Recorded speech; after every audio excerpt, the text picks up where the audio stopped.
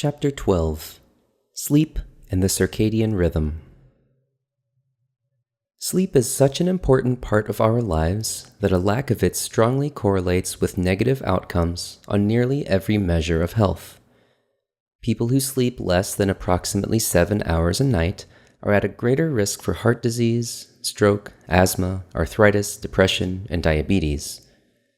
Nearly 20% of all car crashes, both fatal and non-fatal, are attributed to drowsy driving. The Cancer Research Branch of the World Health Organization has determined that disruption of regular sleep is probably carcinogenic to humans, putting it in the same risk category as the infectious agents malaria and human papillomavirus, HPV, as well as the biochemical weapon mustard gas. Sexual health is affected by sleep deprivation as well, as men with the worst sleeping habits have significantly lower sperm counts, decreased circulating testosterone, and even testicular shrinkage.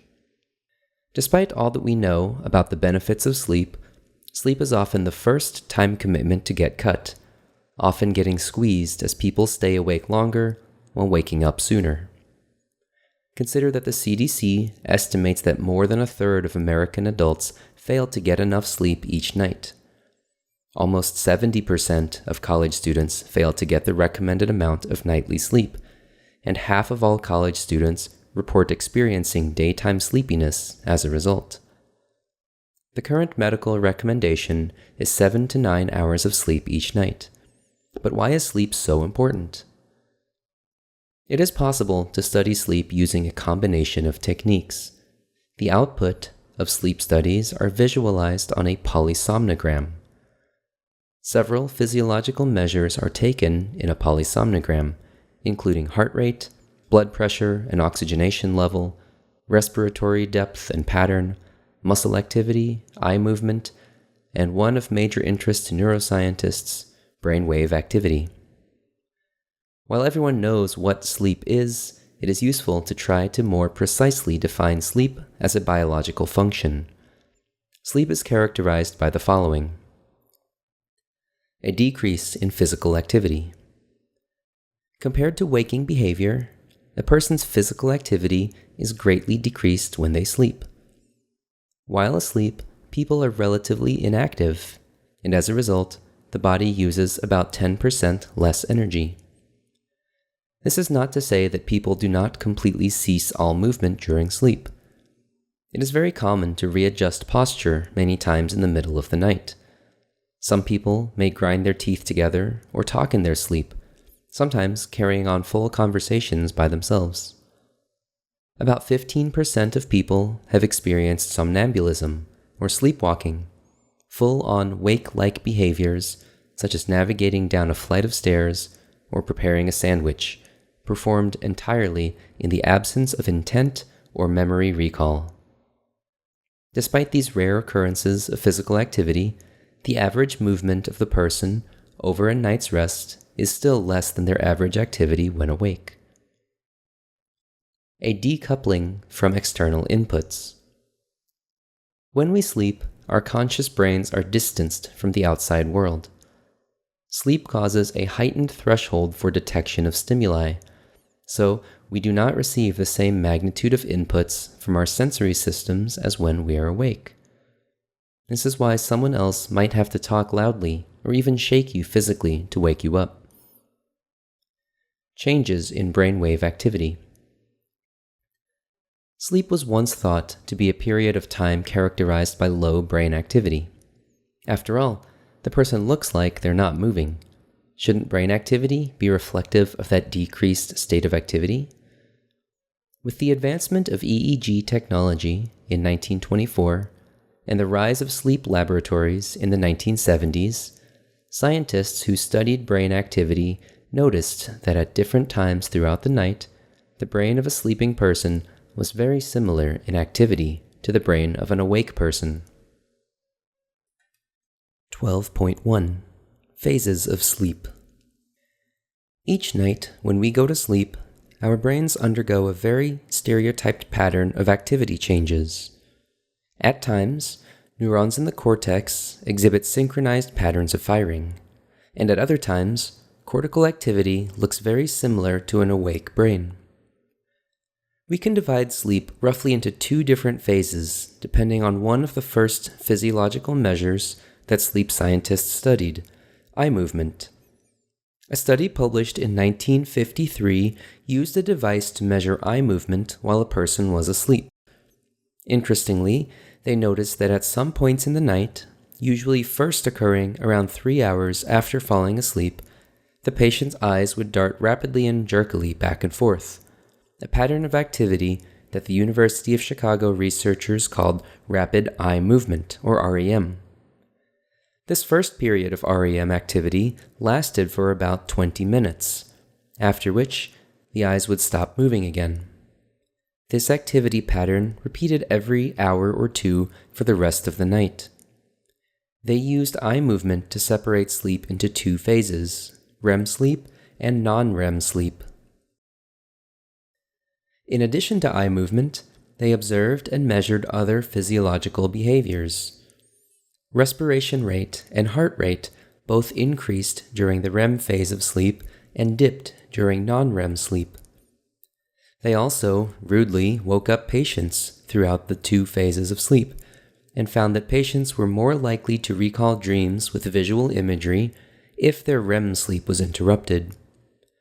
Those woken during non-REM sleep were less likely to recall dreams, hinting that dreaming is more likely to happen during REM sleep.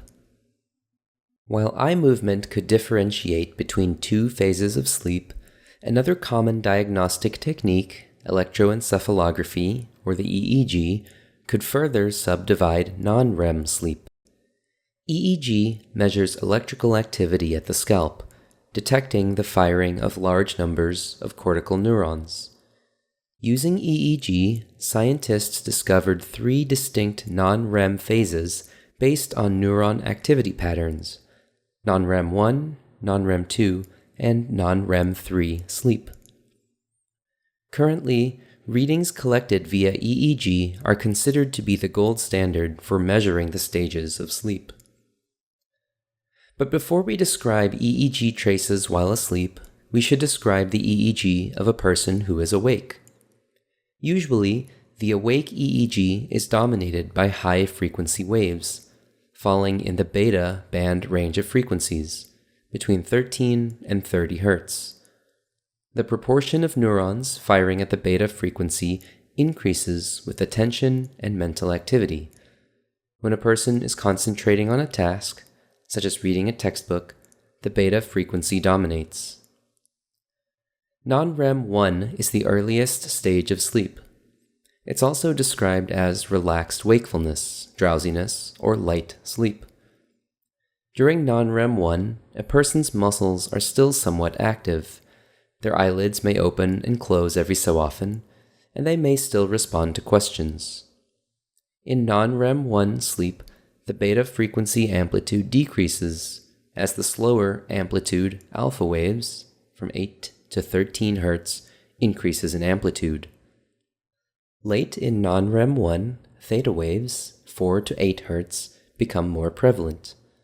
Basically, the deeper into non-REM 1 sleep a person becomes, more waves with lower and lower frequencies start to emerge. During non-REM 2 sleep, theta waves predominate.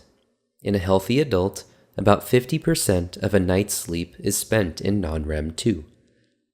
Non-REM 2 is characterized by the appearance of 2 patterns of activity that interrupt theta activity. K-complexes are large amplitude events that are observed about every minute. These are the largest amplitude waves in a healthy human EEG. Following a K-complex, you may see a sleep spindle, a high-frequency burst of rapid neural activity in the low beta range that lasts for about a second.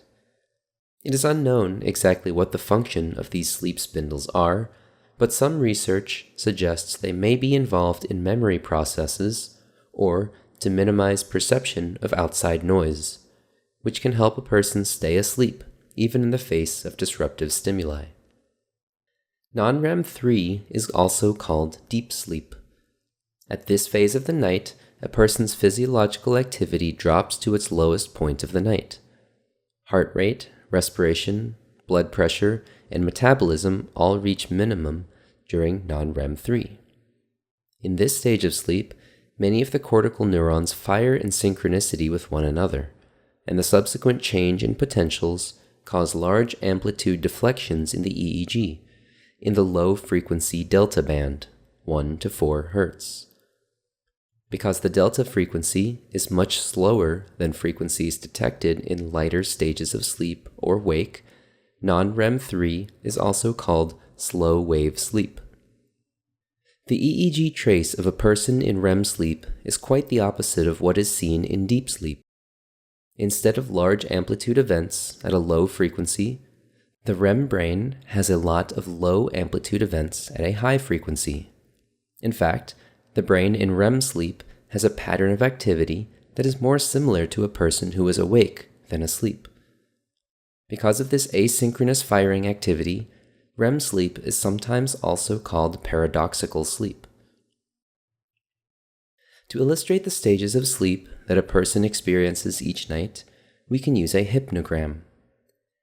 These charts plot time on the x-axis and stage of sleep on the y-axis. Awake is represented at the top, and deep sleep is at the bottom. For an average night's rest, neural activity will fluctuate through the 4 phases relatively predictably. When a person first falls asleep, they will move from non-REM 1 down through non-REM 2, then non-REM 3, before coming back out of deep sleep, progressively back to non-REM 1. After non-REM 1, they may enter REM sleep before transitioning back through the stages to non-REM 3 again. This cycle of activity repeats roughly every 1.5 hours. People spend a larger percentage of each cycle in deep sleep and very little time in REM sleep early in the night. On the other hand, in the last few cycles before waking up from a full night's rest, people spend a larger percentage of each cycle in REM sleep and almost no time in deep sleep. 12.2. Why do we sleep? All organisms that we know of experience some type of sleep, but we still haven't figured out exactly why animals sleep. Here, we will discuss 3 theories that have been proposed to explain sleep. None of these theories alone fully explains the complex phenomenon of sleep, and they are not mutually exclusive. The most likely reason we sleep is probably some combination of the following 3 theories. The recuperation theory. The recuperation theory of sleep is centered around the idea that being awake is stressful and exerts a physically demanding toll on the body. The body, therefore, needs a period of time when energy usage decreases and the body's natural repair systems can work without disruption. Sleep is how the body wipes the slate clean and resets. Evidence for the recuperation theory comes from experiments tailored around the idea of looking at what happens when a person doesn't get sufficient sleep. As anyone who has ever pulled an all-nighter can attest, a single night of sleep deprivation often leads to significant psychological changes, including anxiety, irritability, and mood swings. Staying awake even longer than 24 hours can cause more severe changes in mind state, such as temporary psychosis, hallucinations, or delusions. Case study: Peter Tripp. In 1959, New York City radio DJ Peter Tripp ran a publicity stunt to raise money for the charity March of Dimes. He stayed awake for 201 hours. Sitting inside a glass booth in the middle of Times Square, Peter played music and broadcasted his experiences across the airwaves. The first night of sleep deprivation wasn't awful, but the next 7 consecutive days and nights were a real challenge for both Tripp and the doctors who kept an eye on him. Just a few days in, Peter began experiencing severe psychological side effects. Tripp developed intense paranoia. He mistook his psychiatrist, who was wearing all black, for being the undertaker here to collect Peter's body for a funeral. Trip even began hallucinating, seeing spiders and rodents in his clothes, prompting him to strip naked and run into the street screaming. Some believe the long-term sleep deprivation severely affected his brain beyond this temporary psychosis. After the experiment, Tripp was involved in a huge commercial bribery scandal, lost his job, and got divorced. Of course, life has many variables, so we'll never be completely sure of the precise effect long-term sleep deprivation may have had on his relationships and decisions. Today, the Guinness Book of World Records no longer allows people to compete for the prolonged wakefulness record due to health concerns. The recuperation theory is supported by several pieces of evidence, 3 of which we will discuss. 1. Enhanced metabolic cleaning during sleep. When you're awake, your cells produce several biological waste products during cellular respiration. These chemical byproducts can be potentially toxic to the body when they accumulate. The glymphatic system, a sort of cellular rinse that floods the extracellular space with CSF, clears these cellular waste byproducts when they accumulate in the brain. When we sleep, the extracellular space expands by about 50%, which increases the ability for CSF to penetrate deeper in the brain tissue. One byproduct of interest is the molecule beta amyloid, a protein that exists in the healthy brain. But accumulations of beta amyloid are found at high levels in the post-mortem analysis of brains from patients with Alzheimer's disease. During sleep, the glymphatic system's rinsing activity washes away beta amyloid from the interstitial space and degrades the protein. 2. Immune system function improved with sleep. Sleeping more enhances your ability to fight pathogens. Sleeping for fewer than 6 hours per night increases the likelihood of catching a variety of transmissible illnesses, such as cold, flu, or gastroenteritis. Sleep increases the effectiveness of vaccines, and each hour of sleep over 6 hours increases said effectiveness by about 50%. 3. Increased production of growth hormone during deep sleep. Most cells of the body are turned over regularly as cells die and get replaced. One of the signaling molecules that encourages the replacement process is growth hormone, which enhances cellular repair, muscle and bone growth, and protein synthesis. Normally, throughout a 24-hour day, growth hormone is produced and released throughout the body by the hypothalamus. The largest wave of growth hormone production occurs early in sleep, during non-REM 3 sleep. During this huge burst of growth hormone release, a person's circulating plasma growth hormone concentration may be 10 times higher than at baseline. While the support for the recuperation theory is generally true for almost all people, there are about 1% of people who seemingly gain the restorative benefits of sleep even with fewer than 6 hours of sleep each night. They may wake up at 4:30 in the morning feeling completely refreshed. And yet, despite getting so little sleep, these short sleepers have similar health outcomes with respect to body mass index and psychiatric measures such as depression and overall optimism. Something about the circadian rhythms of these short sleepers allows them to maximize their sleep efficiency. Many have very short sleep latencies, meaning they fall asleep within minutes after lying down, as quickly as someone with narcolepsy. They also spend a larger percentage of their night in deep sleep and REM sleep while minimizing non-REM 1 and non-REM 2. Evolutionary adaptation theory.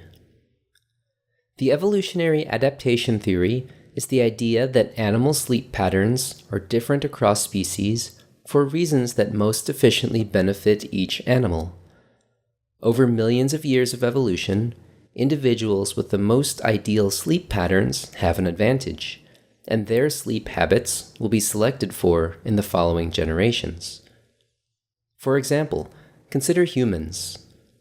As an animal highly dependent on light and the visual system for navigation and accurate performance of tasks, the dark is a very dangerous time to be active. The risks of wandering off a cliff, running headfirst into a tree while escaping a predator, or eating a wrong-colored, poisonous berry would all be elevated in the dark. We benefit from behaviors that minimize those risks, such as inactivity until the sun rises. During this relative inactive period, sleeping decreases our metabolism and our body's need for energy. Humans are just one animal that has an evolutionarily fine-tuned sleep pattern. If you look across the animal kingdom, you'll find all varieties of sleep behaviors that are best fitted to the needs of the individual species.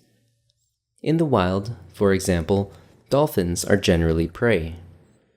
They evolved with the ability to put one half of their brain to sleep at a time, allowing the awake half to keep an eye out for potential predators. Small prey animals, like squirrels, are faced with the threat of being attacked at night. For them, remaining very still, quiet, and hidden improves their survival. Tigers, the top alpha predators in any ecological niche, have almost no predators to hide from, allowing them the luxury of sleeping up to 20 hours a day. This evolutionary adaptation theory argument has a major weakness, however. In almost all animals, sleep represents a period of time when an organism's ability to use their sense organs to detect the hallmark signs of an approaching predator, like the flurry of feathers from a hungry owl or the soft padding of a wolf's footsteps, decreases drastically. For an animal that can't hide very effectively, sleep represents a period of vulnerability, as they would be unable to sense incoming threats. Brain plasticity theory. The brain plasticity theory suggests that the brain needs some period of time for critical changes to occur. During sleep, circuits in the brain undergo consolidation processes that are important for memory formation. For example, academic performance and examination grades worsen as a person's nightly sleep decreases. Both the REM and non-REM 3 phases of sleep are important for different types of memories, and studies suggest that declarative memory, pieces of information about facts, benefits more from slow-wave sleep, while procedural memory, the learning of motor skills, is enhanced by REM sleep. Although the exact mechanisms about how sleep improves memory are unknown, we theorize that brain activity during sleep helps move memories held in temporary storage areas into areas of stable, long-term storage. The evidence in support of this theory starts with looking at the brains of newborns. When you were first born, during those first few weeks of life, you slept close to nearly 70% of the day, almost 17 hours. At this point in your life, your brain starts to experience all sorts of new sensations. Your eyes detect visible light for the first time, the skin feels the air blow past it, and the ears sense new frequencies and combinations of sound waves. As a result of these stimuli, scientists hypothesize that your brain undergoes as many learning events as rapidly as possible. This rapid learning helps you remember what you learned each day, so you can respond to your environment as you grow up. Section 12.3. The Circadian Rhythm.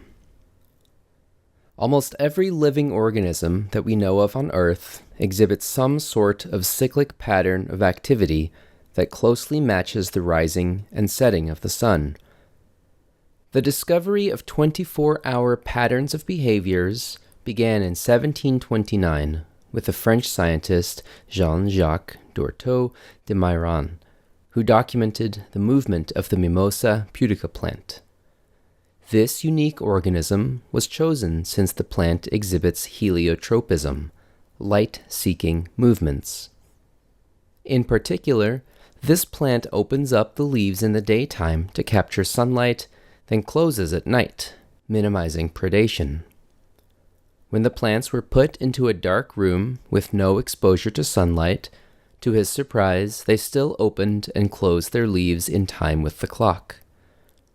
Myron concluded that the plant did not change its behavior in response to light, but rather in response to some internal 24-hour clock.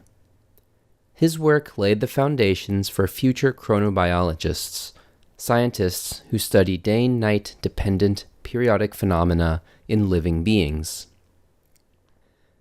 Any behavior or physiological measure that intrinsically cycles on a 24-hour pattern is said to be a circadian rhythm.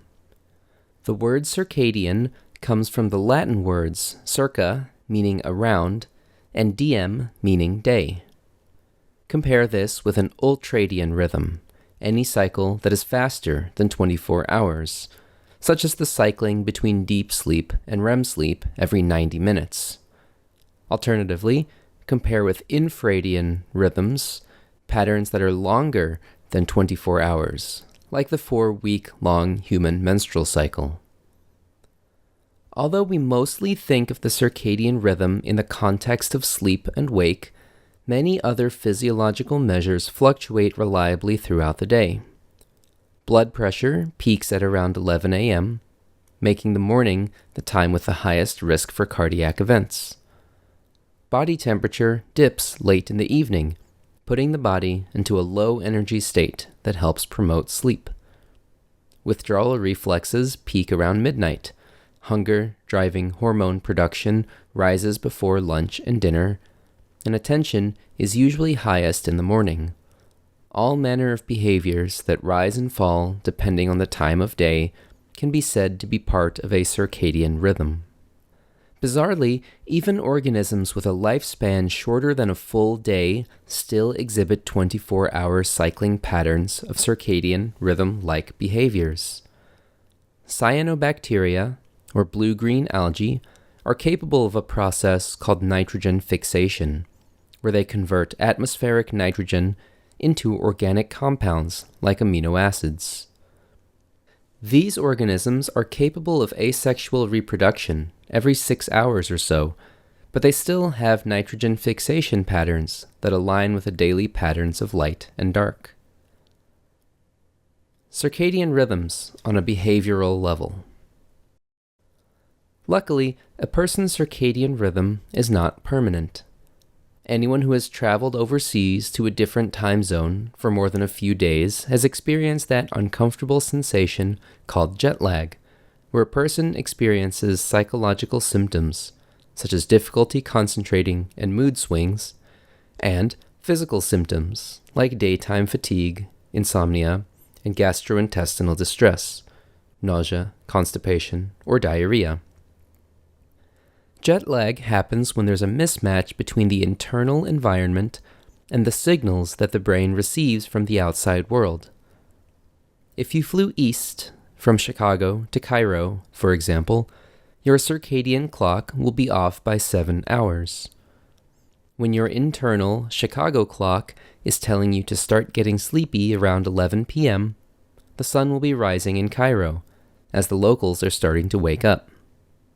You may be eating when you're not hungry, or laying down in bed when you're not sleepy, and this mismatch contributes to jet lag. However, with a few days of adjustment, you will be able to overcome jet lag. You will start sleeping as the sun sets, you will get hungry at the same time as the Egyptians, and your physiological measures will start to align with your time zone. This adjustment is only possible because our circadian rhythms are entrainable, meaning they are able to change and fit the surroundings. Our circadian rhythms entrain in response to Zeitgebers, the German word for time givers, environmental cues such as increased light exposure when the sun comes up, or social cues such as increased sensory input from heightened activity of the people around you. A rise in the neurohormone melatonin is an important signal that contributes to helping the brain entrain, which is why taking a melatonin supplement late at night when in a new time zone may help someone get over jet lag more quickly. If sunlight is a trigger that helps a person entrain their circadian rhythm to new environments, what would happen if a person is completely isolated from sunlight? In other words, what does a free-running circadian rhythm look like? One of the earliest documented case studies addressing this curiosity was conducted by a French cave explorer named Michel Safra. In 1972, Safra voluntarily spent 6 months deep in a Texan cave to evaluate what would happen to a person completely isolated from Zeitgebers. At the end of the experiment, he found his circadian rhythm was much longer than 24 hours, and very unpredictable. Some of his so-called days would consist of being awake for 36 hours and asleep for 12. A more rigorous scientific study, conducted in a group of people living in an underground bunker with unchanging light conditions for several days, estimates the typical free-running circadian cycle to be close to 26 hours. In other words, a person absent from external cues begins to fall asleep and wake 2 hours later each day. Free-running circadian disruption is a potential issue for scientists aboard the International Space Station, who experience about 16 sunsets and sunrises per day, since the orbiting space vessel completes one trip around the Earth every 90 minutes. In order to minimize the negative effects of jet lag on the researchers aboard, NASA has the inside of the vessel set to an artificial 24-hour cycle. Bright blue LEDs illuminate the cockpit in the daytime, while dim, red-shifted wavelengths are used in the evening to induce sleepiness. Circadian rhythms on a molecular level. The circadian cycle functions on the molecular scale at the level of cellular transcription. In the mid-1980s, the gene period was discovered in the genome of a fruit fly, Drosophila melanogaster. Normal fruit flies are no exception to 24-hour cycles of behavior, as they generally exhibit periods of wakefulness that are paralleled by the rising and setting of the sun. But if this period gene was mutated, there was an unusual change in the sleeping habits of the flies. Some of them slept on a 29-hour cycle, some had a shorter rhythm at 19 hours, and some had no predictable sleep-wake pattern whatsoever. Later, it was discovered that another gene was related to the cycle of sleep and wake, called timeless.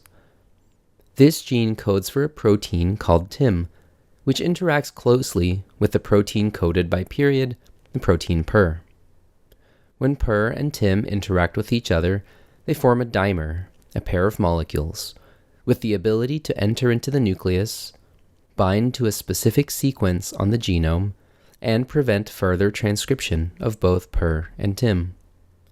Therefore, the paired proteins function as a negative feedback regulatory system. The TIM protein, however, is degraded by light, so during the daytime, the concentration of TIM in the cell is very low.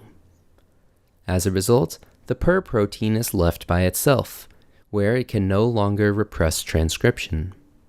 The cells, without the active repression of transcription, then proceed to create more protein.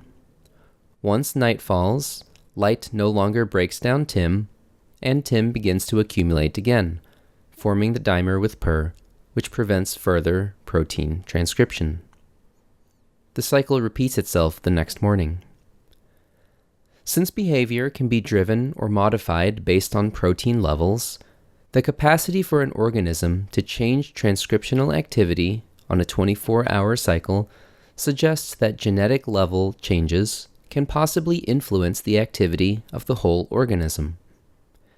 These gene transcription level changes were discovered in Drosophila in 1990, and 3 scientists, Hall, Rosbach, and Young, were recently awarded the 2017 Nobel Prize in Physiology or Medicine.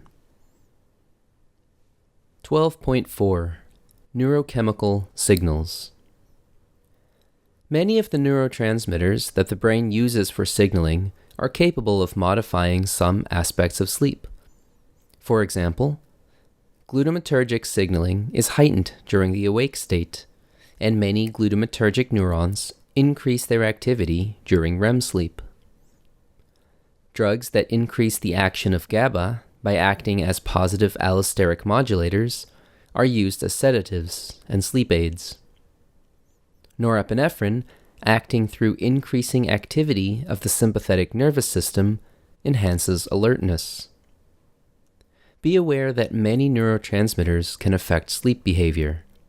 However, we are only going to describe the function and actions of 3 sleep-related neurochemicals. Adenosine. Adenosine is a molecule that has a variety of functions in the body. In addition to being one of the 4 main building blocks of DNA, the A of the A-T-G-C base pairing combinations, it acts as a signaling molecule in the body that is involved in inflammation, the immune response, and modulation of heart rate. It is also used as part of the molecule that stores cellular energy, ATP or adenosine triphosphate. Each molecule of ATP has phosphate bonds that release tremendous energy when the bonds get hydrolyzed or broken apart. Vesicles, in addition to containing neurotransmitters, have many molecules of ATP. Throughout the day, as the body uses up cellular energy, there is an increase of adenosine as a result. Therefore, as our energy consumption increases, so do adenosine levels, thus signaling to the brain that we are sleepy. If you are able to chemically block the action of adenosine, you can stave off sleepiness, increasing alertness and ability to focus. Odds are good that you have used a psychostimulant to block adenosine signaling this morning, or are drinking some right now. Caffeine, for an example, is an adenosine receptor antagonist and is the world's most popular unregulated psychostimulant drug. Other common adenosine receptor antagonists include theobromine and theophylline, both of which can be found in tea and chocolate. They are chemically very similar to caffeine and adenine, part of the chemical structure of adenosine. Melatonin. Melatonin is an endogenous hormone that helps the brain regulate the sleep-wake cycle. Melatonin is produced by a single gland in the brain called the pineal gland, so named for its pine cone-like shape. Specialized cells in the pineal gland convert the amino acid tryptophan into melatonin, which is then secreted into the bloodstream. Increased melatonin levels helps to signal the body to prepare for sleep. The production of melatonin is heavily dependent on exposure to sunlight. While some of the cells in the retina are responsible for passing specific visual information into the brain, other cells, such as the photosensitive retinal ganglion cells, communicate whether or not it is daytime. These cells send their axonal projections separately from the optic nerve that sends most visual information. Rather, they project through a pathway called the retinohypothalamic tract, or RHT, synapsing on a clump of cells in the hypothalamus called the suprachiasmatic nucleus, or SCN. In turn, these cells of the SCN send inhibitory projections to the pineal gland. In the daytime, the SCN tonically inhibits activity of the pineal gland, resulting in low production of melatonin. But when daylight starts to decrease, the RHT sends a weaker excitatory signal onto the SCN, which allows increased pineal gland activity. Light exposure is the main environmental influence that decreases melatonin levels. But not all wavelengths of light are equally potent at dampening melatonin production. The shorter wavelengths of light, down in the violet-blue range, are much more efficient at activating the RHT compared to longer yellow-red wavelengths. Increased RHT activation leads to decreased melatonin production, which can delay the onset of sleep. Fluorescent or LED lighting and digital devices, such as computer screens and cell phone screens, use blue wavelengths of light. Therefore, the best advice to optimize your sleep habits is to eliminate exposure to all digital devices about 1 hour before your intended bedtime. Sidebar: half-life. Exogenous substances that enter the body usually get degraded over time through natural enzymatic processes. The half-life, also written as T1/2, is the time that it takes for the concentration of the substance to be degraded to 1/2 of what it originally was. The half-life of caffeine is about 5 hours. This implies that if you drink a full cup of coffee at 2 p.m. and plan on going to bed at midnight, the caffeine in your bloodstream is similar as if you just chugged a fourth of a cup of coffee before trying to sleep. The half-life was originally used to describe the decay of radioactive atoms, but has also been adopted by biologists and pharmacologists. It is safe to say that after 5 half-lives, the substance has effectively been eliminated from a clinically relevant perspective. Histamine. Histamine is a small signaling molecule that has a variety of functions. In the body, histamine mediates the sensation of itch, participates in the inflammatory response, and activates the immune system. In the brain, histamine is a neurotransmitter that acts as a pro-wakefulness signal, the opposite of adenosine and melatonin, which both increase drowsiness. Most people understand the role of histamine in the context of allergies. Seasonal allergy sufferers often take a histamine antagonist, an antihistamine, to decrease the severity of allergen exposure. Many antihistamines warn against operating heavy machinery while taking these drugs, since drowsiness is one of the major side effects. Newer generations of antihistamines are more effective at minimizing drowsiness, so they often advertise non-drowsy on the packaging. Section 12.5 Brain Structures Involved in Sleep. When scientists use an EEG to measure electrical activity, they look at the activity of neurons in the cortex, the outermost layer of brain cells. However, sleep and wake behaviors are driven by the actions of cells that lie buried deep within the phylogenetically older areas of the brain. The signals that originate here communicate broadly throughout the rest of the brain, and these signals are the ones that cause us to sleep and wake. It is not just a single part of the brain that controls sleep behavior, but most likely a network of communication activity between different areas. Here, we will only address a few of the brain areas that are heavily involved in sleep. Hypothalamus. Early studies on the role of the hypothalamus in sleep began with Viennese neurologist Konstantin von Economo. He described a series of patients with a disease called encephalitis lethargica in 1917. In his observations, patients presented with one of two sets of symptoms. Some had progressive lethargy, starting with drowsiness, moving to extended sleeping periods, worsening to coma. On the complete opposite end of the spectrum, some patients had severe insomnia, a clinically significant difficulty with falling asleep. When von Economo performed the autopsy on these patients, he found very specific injuries in the hypothalamus that correlated with symptoms. Among those with persistent sleepiness, the posterior hypothalamus was severely damaged. Von Economo concluded, therefore, that the posterior hypothalamus contain structures that are needed for maintenance of wakefulness in the healthy individual. In the patients with insomnia as their main symptom, their anterior hypothalamus was injured, leading von Economo to conclude that this area was important for promoting sleep. Von Economo's findings represented a shift in the way scientists thought of sleep. Most researchers believe that sleep was brought on simply by an overall decrease in brain activity.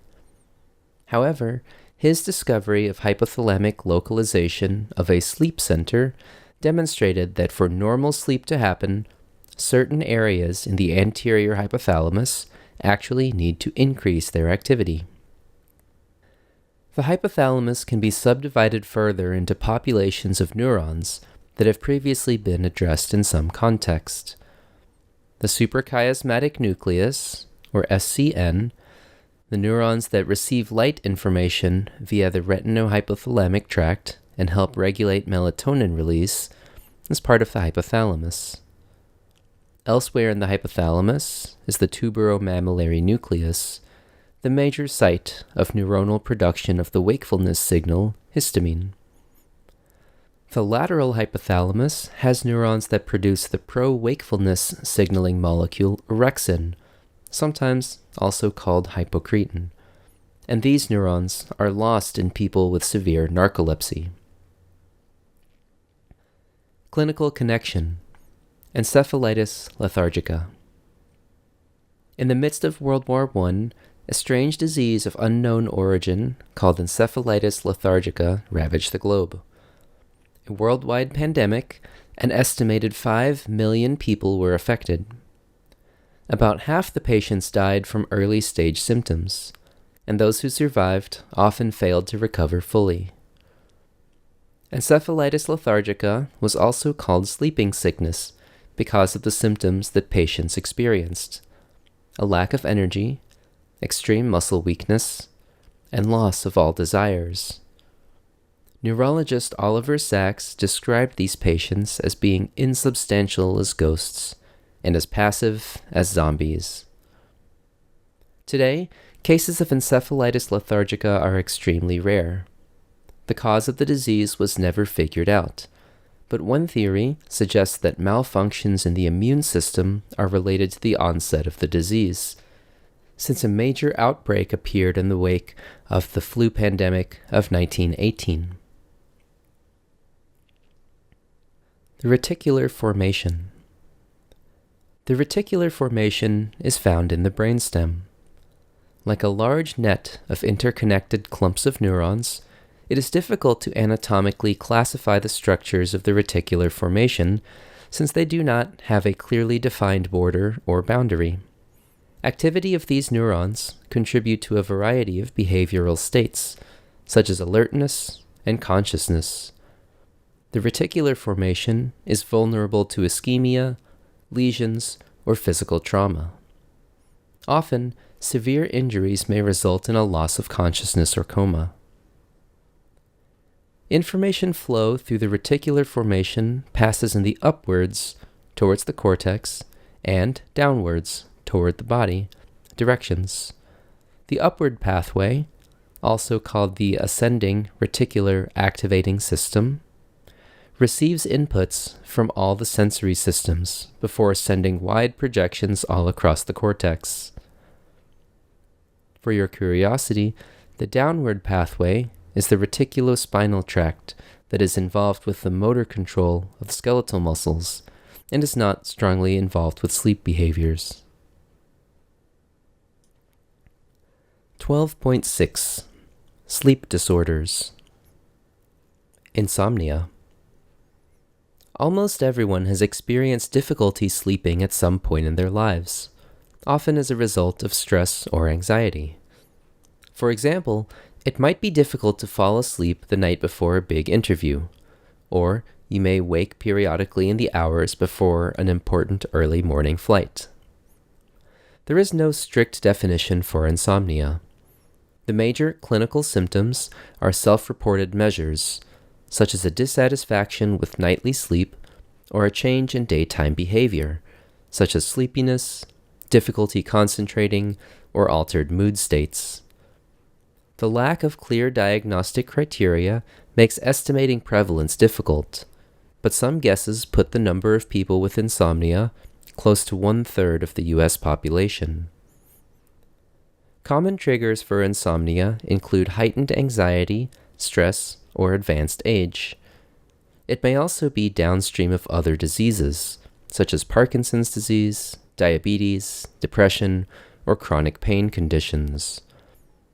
Lifestyle can also be a major risk factor for insomnia, as jet lag and working late night shifts can disrupt sleep patterns.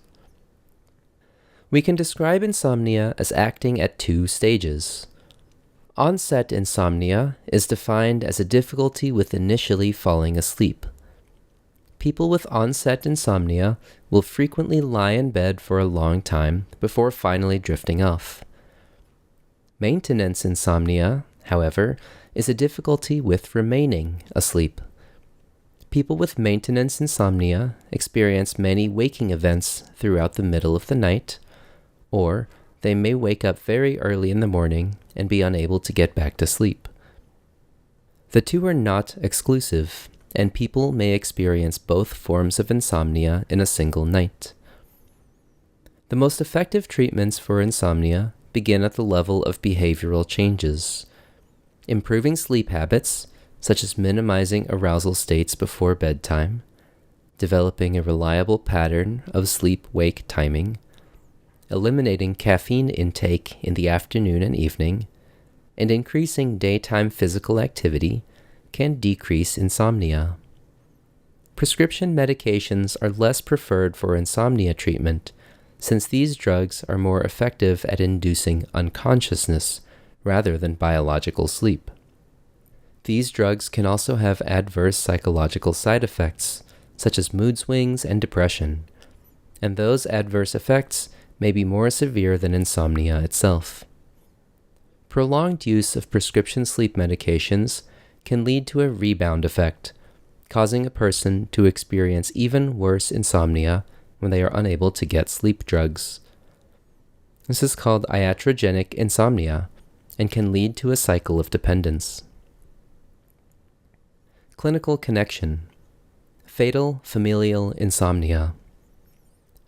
While many cases of sleeplessness last a day or two, and some cases are clinically significant and treatable with behavioral changes, a very small fraction of cases of insomnia are incurable and deadly. In people with fatal familial insomnia, or FFI, they experience severe insomnia. Some patients stay awake for up to 6 months at a time. As a result of either the disease or the sleep deprivation, they experience altered mood states, hallucinations, dementia, and eventually death, usually within 2 years after a diagnosis is made. The cause of FFI is unknown. There is a strong genetic component associated with it, as it appears frequently within certain family trees. But there have also been a few cases of sporadic FFI, people with no apparent family members with the disease. One observation in common among people with FFI is significant damage to the thalamus as a result of misshapen proteins called prions, a similar disease-causing agent that is responsible for mad cow disease. Sleep apnea. Sleep apnea is characterized by nightly sleep that is frequently interrupted by the inability to breathe, A meaning none, and pneu referring to wind, air, or breath, as in pneumonia or pneumatic pump. In turn, this lowers blood oxygen levels, causing the brain to wake the person in panic. Each wake event may only last a few seconds, but these disruptions are significant enough to prevent a person from getting the appropriate amount of restorative deep sleep. A person with sleep apnea may wake 30 times an hour, despite having no recollection of waking. The immediate result of sleep apnea is excessive daytime sleepiness, but over long periods of time, sleep apnea contributes to the development of heart disease and an increased risk for stroke. There are two forms of sleep apnea, both of which may be seen in a person with this sleep disorder. Obstructive sleep apnea is the more common of the two. This happens when soft tissue in the back of the throat temporarily collapses, which can decrease or completely block airflow into the lungs. On the other hand, central sleep apnea is mediated by some biological change in the brain that results in a decrease in involuntary breathing patterns at night, possibly due to some damage in the respiratory centers of the brain. There are several risk factors that contribute to sleep apnea, which are often a combination of genetic and environmental influences. Obesity is a major risk factor, resulting in increased soft tissue mass around the neck and torso, which can increase the likelihood of airway blockage. Advanced age contributes to sleep apnea, as the muscles that keep the airway open weaken and lose tone over time. Exposure to chemical irritants, such as cigarette smoke, contribute to inflammation and increased water retention in the soft tissue, both of which can decrease the size of the airway. Sleep apnea is most often treated with a portable machine called a continuous positive airway pressure device, or a CPAP. These machines are basically air pumps that connect to a mask that is worn over the nose and mouth. When used correctly, the CPAP forcibly pushes air into the person's respiratory system, acting as an external lung. However, the CPAP can be loud and bulky, and the mask must be airtight for the treatment to be effective, making the treatment very uncomfortable. Because of this, CPAPs can cause more difficulty with sleep compared to sleep apnea itself, so they often have a low compliance rate. Narcolepsy. Unlike the previous two sleep disorders, which result in a deficit of sleep, narcolepsy can be thought of as an excess of sleep. More accurately, narcolepsy is inappropriate sleep, and it manifests as frequent sleep attacks throughout the day, each event lasting for seconds or minutes at a time. An estimated 1 in 2,000 people experience narcolepsy. One of the life-threatening symptoms that appears in narcolepsy is cataplexy, which is the sudden weakening of muscle tone that accompanies a sleep attack. A cataplectic attack may cause someone to physically fall over during a narcoleptic incident. Cataplexy often happens during high emotional states, such as excitement. As with other sleep disorders, changes in lifestyle can improve the course of narcolepsy. Introducing short daily naps can be helpful, as can general good sleep habits, minimal digital device usage before sleep, regular sleep-wake timing, and physical activity. Drugs such as amphetamines, like modafinil, can be used in the daytime to stimulate activity in the central nervous system, and can be prescribed to treat severe cases of narcolepsy. Some antidepressant drugs can also be used to treat cataplexy. The exact cause of narcolepsy has not yet been identified. However, there are many clues that point to a dysregulation of the signaling molecule orexin, produced by cells in the lateral hypothalamus. These neurons die off in people with narcolepsy, but the cause of why the neurons die is unknown. Also, having a genetic predisposition to narcolepsy does not guarantee that a person will experience the symptoms, indicating that there is some combination of genetic and environmental factors that lead to narcolepsy. Clinical connection: REM sleep behavior disorder. One very rare parasomnia, called REM sleep behavior disorder, or RBD, can cause people to carry out complex, highly coordinated motor actions while they are sleeping, sometimes acting out their dreams as if they were reality. People with RBD are at risk of injuring themselves or others. Their sleep actions may be in response to a violent nightmare, causing them to jump out of bed, kick or punch the air, run through the house, or throw things. One of the most shocking instances of parasomnia-induced sleepwalking was the 1987 case of Kenneth James Parks, a Canadian man who, in his sleep, drove 23 kilometers to the house of his in-laws and stabbed both of them with a kitchen knife. After his arrest, scientists discovered that his brain activity was highly abnormal during sleep. As a result of the medical examination, the Supreme Court of Canada acquitted him of murder in 1992. Restless leg syndrome. A person with restless leg syndrome, or RLS, experiences frequent, unusual sensations in their limbs, such as a tingling or buzzing. Because these uncomfortable sensations disappear with movement, people with RLS often want to move their legs around. Technically, RLS is not exclusively a sleep disorder, since patients experience similar symptoms when they are simply at rest, while sitting and watching TV or studying. But the sensation happens frequently as a person is lying down in bed, thus delaying the onset of sleep. RLS is likely underdiagnosed, since it is a disease that exists on a spectrum. Those who are minimally affected probably do not experience significant changes in sleep. Estimates of prevalence of RLS range from 2.5% to 15%. Major risk factors for RLS are iron deficiency and dopamine dysregulation. The exact pathogenesis is unknown, but it does have some genetic component. Periodic limb movement disorder. Periodic limb movement disorder is a motor disorder that causes abrupt limb movement such as kicking, flexing, or jerking. Usually, the limb movement is in the legs, but arm movement can also be seen. Since motor activity is actively suppressed during REM sleep, limb movement is most often seen in the first half of sleep, when non-REM sleep dominates the sleep cycle.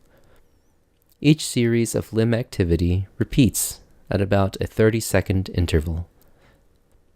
PLMD is different from RLS since PLMD results in involuntary movements that a person may not be aware of, while RLS-related movement is voluntary. As a movement disorder, the course of PLMD can be modified by dopaminergic drugs. Alternatively, sedatives can also help minimize nighttime movement.